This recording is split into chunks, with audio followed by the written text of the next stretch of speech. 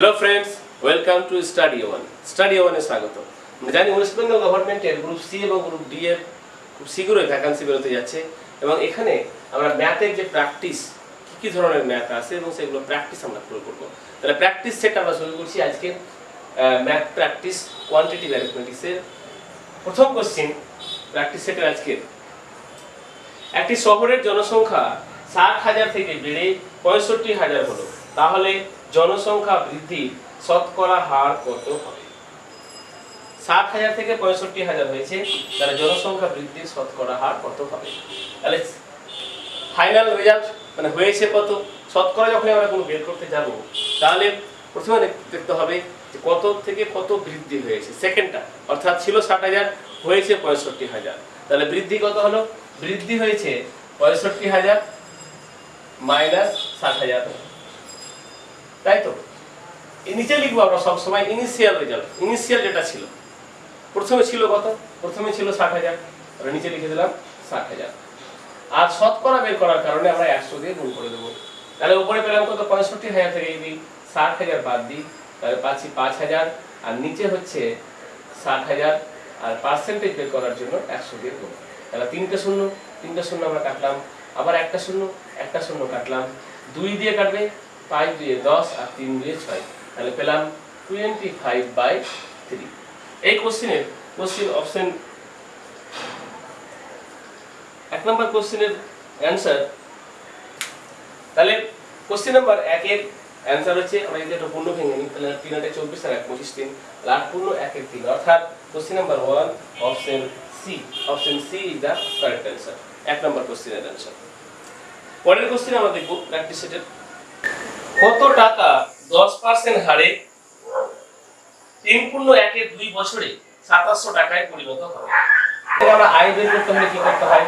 p into interest কত? 10%, আর সময় হচ্ছে 3.1 এর 2, তার মানে 3 2 6 7 এর 2, তাহলে 7, আর নিচে হচ্ছে 2/100। এটা হলো ইন্টারেস্ট, এটা হলো কি ইন্টারেস্ট। তাহলে প্রিন্সিপাল প্লাস ইন্টারেস্ট, এখানে আমরা যদি কাটাকাটি করি শূন্য শূন্য কাটলাম, তাহলে হচ্ছে 7p/20, এটা হলো কি? এটা হলো ইন্টারেস্ট। তাহলে প্রিন্সিপাল যদি আমরা যোগ করি তাহলে p প্লাস 7p/20, এটাই বললে সে 2700 টাকা হবে। সুদ প্লাস আসল ছিল p, তাহলে সুদ প্লাস আসল করলেই হবে 2700 টাকা। তাহলে এখান থেকে আমরা যদি যোগ করি তাহলে 20p R 7p 27p, 27p/20 equal to 27। তাহলে p ইকুয়াল টু 2700 ইনটু 20/27, তাহলে 27 1 গুণ করলে হচ্ছে 2 0 2000 টাকা। কত টাকা পেলাম? 2000 টাকা। কোশ্চেন নাম্বার 2 এর অপশন হচ্ছে বি, অপশন বি হচ্ছে কারেক্ট অ্যানসার। লাভ করেছিল, যদি সে আমের দাম প্রতিটিতে আরো 1 টাকা করে বাড়াতো তবে তার 50% লাভ হতো। সে প্রতিটি আম কি দামে ক্রয় করেছিল? এটা আমরা দুভাবে শিখবো, একটা হচ্ছে লেন্দি প্রসেস, একটা শর্টকাট প্রসেস। তার প্রথমে শর্টকাট প্রসেসটা দেখছি। 25% প্রথমে লাভ করেছিল। কত পার্সেন্ট লাভ করেছিল? 25%। এই 25% থেকে যখন 50% লাভ করতে যাচ্ছে তাহলে আমের দাম বাড়াতে হয়েছে 1 টাকা। কত টাকা দাম বাড়াতে হয়েছে? 1 টাকা। তার মানে ডিফারেন্স কত পার্সেন্ট হলো এখানে? 25%। 25 থেকে 50 হয়েছে, ডিফারেন্স কত হলো? 25%। দ্যাট মিন্স 1 টাকা মানে হলো 25%। 1 টাকা মানে 25%। তাহলে 25% মানে যদি 1 টাকা হয় তাহলে 100% মানে কত টাকা হবে? 4 টাকা। 4 25 100, তাহলে 4 টাকা হয়ে গেল আমের দাম। খুবই সোজা, একদম শর্টকাটে। যে আমরা দেখছি যে 25% ডিফারেন্স হয়েছে, তাতেও 1 টাকা বেশি লাভ করছে। তার মানে 25% মানে হলো 1 টাকা আমটার দাম। তাহলে আমটার দাম যদি 100% ধরি তাহলে কত হলো? 4 টাকা। এখন আমরা যদি লেন্দি প্রসেসে করি যে আমের দাম ধরলাম x টাকা, আমের ক্রয় মূল্য ছিল x টাকা। এখন ক্রয় মূল্যের উপর 20% লাভ, তার মানে কি ক্রয় মূল্যের উপর যদি 20% লাভ হয় তাহলে ওর বিক্রয় মূল্য হবে x ইনটু 120/100, এটা হলো বিক্রয় মূল্য। এই দামটা যদি সে 1 টাকা বেশি দাম আর টাকা বেশি দামে কেনে, 1 টাকা বেশি লাভ করে, তাহলে তার লাভ হবে কত টাকা? 50%। 50% মানে কি? তাহলে x ইনটু 150/100, এখান থেকে আমাকে x এর মান বের করতে হবে। তাহলে যদি ওইদিকে যায় তাহলে x 125x, ওখানে 150x, তাহলে 150x বাই 100, এটা ওইদিকে গেলে মাইনাস হয়ে যাবে। 125x বাই 100 ইকুয়াল টু কত থাকলো 1। তাহলে এখানে পাচ্ছি আমরা 150x minus 125x by 100 equal to 1, বা উপরে কি থাকছে 25x বাই 100 ইকুয়াল টু 1, আর x equal to 1 into 100 by 25, 4 25 100, 4 1 4, 4 টাকা। তাহলে আমের দাম হয়ে গেল 4 টাকা। কি করে আমরা আমের ক্রয় মূল্য x টাকা, x টাকা যদি ক্রয় মূল্য হয় আর 25% লাভ করে, তার মানে কি বিক্রয় মূল্য হচ্ছে x ইনটু 125 বাই 100, হচ্ছে 1 টাকা যদি বেশি দামে বিক্রি করে তাহলে 1 টাকা এখানে যোগ হলো, এটাই হয়ে যাবে 50% লাভ। তাহলে 50% লাভ হলে বিক্রয় মূল্য কত হবে 150 বাই 100, এখান থেকে x এর ভ্যালু বের করলাম 4, বা আমরা এখান থেকে ডাইরেক্ট করতে পারি। তাহলে অপশন নাম্বার কোশ্চেন নাম্বার 3 এর অপশন হচ্ছে ডি, অপশন ডি হচ্ছে রাইট অ্যানসার। কোশ্চেন নাম্বার 4 বলছে যে একটি 140 মিটার দৈর্ঘ্য বিশিষ্ট ট্রেনের গতিবেগ ঘন্টায় 45 কিলোমিটার, ঠিক আছে। ট্রেনটি 960 মিটার দীর্ঘ একটা সেতু কত সময়ে অতিক্রম করতে পারবে? তাহলে ট্রেনের গতিবেগ প্রথমে আগে দেওয়া আছে ভি, ভেলোসিটি বলছে ট্রেনের কত 45 কিমি পার আওয়ার, কিমি পার আওয়ার। এবার একটা ট্রেন যদি একটা সেতু অতিক্রম করে তাহলে ট্রেনটা তো শেষ পর্যন্ত, অর্থাৎ লাস্ট যে কামরা তার শেষ প্রান্ত অতিক্রম করা পর্যন্ত তো সেতু অতিক্রম করছে না। তাহলে এখানে সেতুর দৈর্ঘ্য প্লাস ট্রেনের দৈর্ঘ্য, এই দুটো দৈর্ঘ্য যোগ হয়ে যাবে। ওই দূরত্বটাও কত সময় অতিক্রম করছে, নিজের দৈর্ঘ্যটাও তো ওকে অতিক্রম করতে হবে। তাহলে এই দুটো দৈর্ঘ্য যদি যোগ করি, ট্রেনের দৈর্ঘ্য কত আছে, ট্রেনের দৈর্ঘ্য বলছে 140 মিটার, ট্রেনের দৈর্ঘ্য 140 মিটার, আর সেতুর দৈর্ঘ্য রয়েছে 960 মিটার। এই দুটো দৈর্ঘ্য যদি আমরা যোগ করি তাহলে হচ্ছে 1100 মিটার। তাহলে 1100 মিটার দূরত্ব যেতে ওর কত সময় লাগবে? তাহলে কিলোমিটারকে আমরা মিটারে কনভার্ট করে নিই, যথা কিমি পার আওয়ারকে যদি আমরা মিটার পার সেকেন্ডে কনভার্ট করি তাহলে কি করতে হয় 45 ইনটু 5/18, 5 এর 18 গুণ করতে হয়। কেন গুণ করতে হয়? কারণ এই কিলোমিটারকে যদি আমরা মিটারে পরিণত করি তাহলে 1000 হবে, কি হবে না 1000 হবে, আর ঘন্টাকে যদি সেকেন্ডে করি তাহলে 3600 হবে।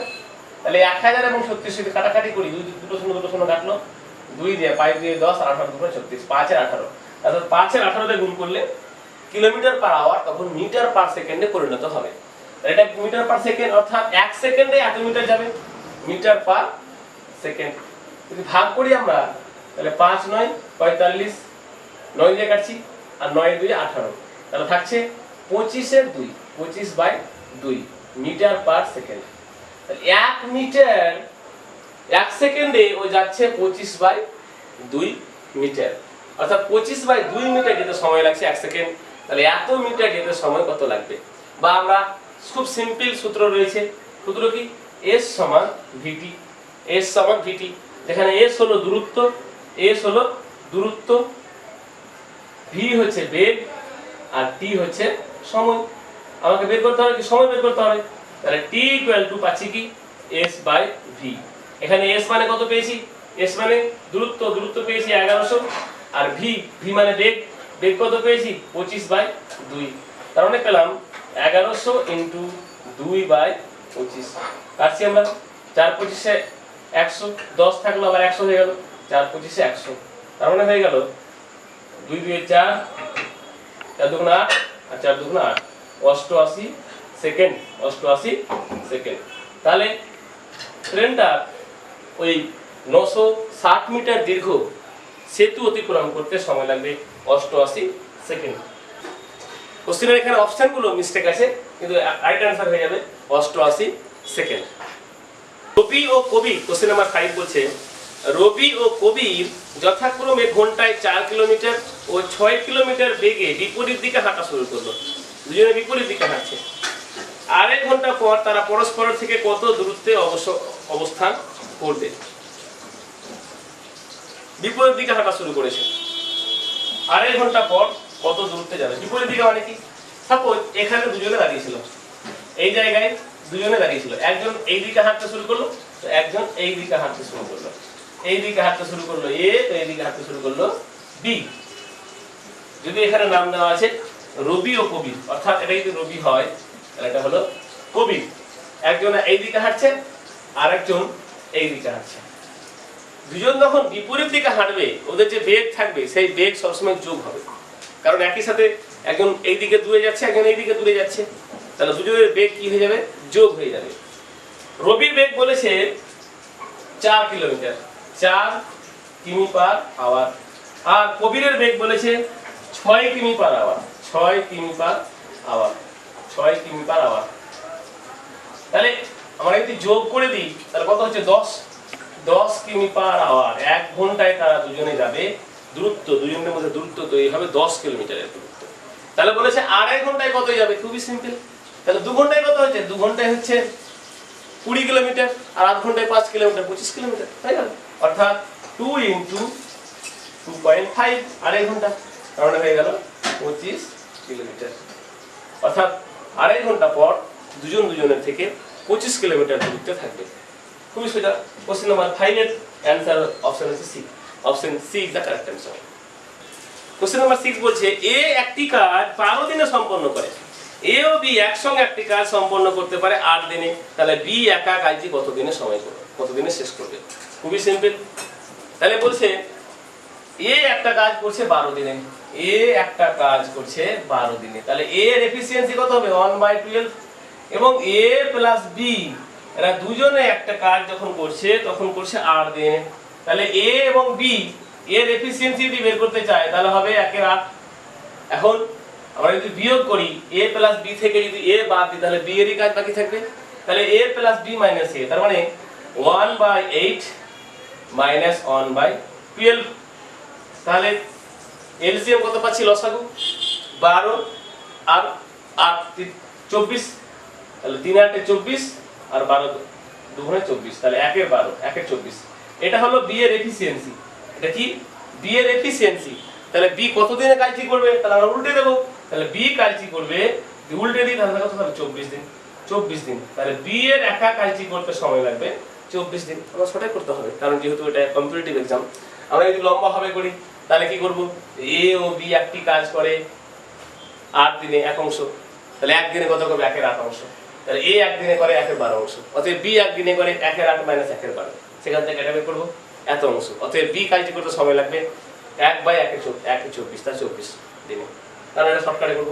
আর শর্টকাট কিভাবে করব, এ আর বি যখন দেওয়া থাকবে এরকম দুজন ব্যক্তির ক্ষেত্রে আমরা জাস্ট 1 করে বিয়োগ করে দেব, ভগ্নাংশে বিয়োগ করে দেব এবং লাস্টে জাস্ট উল্টে দেব, তাহলে অ্যান্সার হয়ে গেল। অর্থাৎ 12 দিন বলেছি, তাহলে এখানে বলে কি করব, আমরা ছোট সংখ্যাটাকে প্রথমে লিখব, ছোট সংখ্যাটাকে লিখা মানে বড় সংখ্যাটা অ্যাকচুয়ালি 1 এর 12 আর 1 এর 8, তাহলে 1 এর 8 মাইনাস 1 এর 12, লসাগু হচ্ছে 24, 3 মাইনাস 2, তাহলে 1 এর 24, কারণ অ্যান্সার হয়ে যাবে উল্টে, অর্থাৎ নিচেরটা অ্যান্সার উল্টে গেল 24/1। এখন 1 থাকলে তো কিছু ব্যাপার না, তাই অ্যান্সার হয়ে গেল 24। খুব সোজা, শর্টকাট আমরা করতে পারবো। তাহলে কোশ্চেন নাম্বার 6 এর অ্যান্সার হচ্ছে অপশন সি, 24 দিন। কোশ্চেন নাম্বার 7 বলছে যে একটি শ্রেণীর 22 জন ছাত্রের মধ্যে 21 জন ছাত্রের গড় নম্বর 44 ও বাকি একজনের প্রাপ্ত নম্বর 66, তাহলে ওই শ্রেণীর মোট ছাত্রের প্রাপ্ত নাম্বারের গড় কত? মানে 22 জনের ছাত্র আছে, 21 জনের গড় হচ্ছে 44 আর একজনের হচ্ছে 66। 21 জনের গড় হচ্ছে 44 আর একজনের একার নাম্বার হচ্ছে 66। তাহলে বলছে যে 22 জন স্টুডেন্ট এদের গড় বের করতে হবে। আমরা করতে পারি কি, এটাকে 21 দিয়ে গুণ করতে পারি, এটাকে 1 দিয়ে যোগ করে আবার 22 দিয়ে ভাগ করতে পারি, তাহলে আমাদের গড় বেরিয়ে যাবে। আরেকটা ওয়ে রয়েছে যে স্টুডেন্ট তো একজন বেশি পেয়েছে, কত বেশি পেয়েছে ওদের থেকে বেশি পেয়েছে, 66 থেকে আমরা 44 বাদ দিই, তাহলে 22 নম্বর বেশি পেয়েছে। এই যে বেশি নম্বরটা মানে এরটা আমি 44 ধরে নিলাম, এই যে বাকি একজন স্টুডেন্ট যে 66 পেয়েছে ও ধরলাম 44 পেয়েছে, তার টোটাল 22 জনের গড় 44 হয়ে গেল। কিন্তু কত বেশি পেয়েছে, অ্যাকচুয়ালি 22 কিন্তু বেশি পেয়েছে। এই 22 কি হবে, 22 জনের মধ্যে ডিস্ট্রিবিউট হবে, কারণ 22 জন যদি 22 কে ডিস্ট্রিবিউট করে ভাগ করে তাহলে 1 করে পাবে, অর্থাৎ প্রত্যেকের নাম্বারের ক্ষেত্রে আরো 1 যোগ হয়ে যাবে এবং তাদের গড় হয়ে গেল কত, 45 হয়ে গেল অ্যানসার। কোশ্চেন নাম্বার 8 বলছে 12 plus 22 plus 32 plus 42 plus 52 plus 62 plus 72 এর গড় বের করতে হবে। এর গড় বের করতে হবে। এর গড় কত? 12 plus 22 plus 32 plus 42 plus 52 plus 62 plus 72 এর গড় বের করতে হবে। তাহলে 1 2 3 4 5 6 7 সাতটা সংখ্যা রয়েছে, আমরা সিম্পলি যোগ করতে পারি। যে 7 দিন তাহলে 2 1 2 3 4 5 6 7 7 দুগুণে 14 14 4 আর থাকে 1 আবার 6 7 13 13 5 18 18 আর 4 22 22 3 25 25 27 27 আর 1 28 28 আর 1 29 কত ভাগ করব? 7 দিয়ে ভাগ করব। তাহলে 7 দিয়ে যদি ভাগ করি 4 7 তে 28 আর 1 থাকলো 14 হলো 7 2 এ 14 42। আমি একটা সিম্পল ওয়ে বলেছিলাম যে আমরা এদিক থেকে যাব, সেম যেহেতু ডিফারেন্স রয়েছে 3 ঘর বাদ, এদিক থেকেও 3 ঘর বাদ, তাহলে মিডলে থাকছে কি 42। তাহলে 42 ইজ দ্য কারেক্ট অ্যানসার। হয়ে গেল গড়।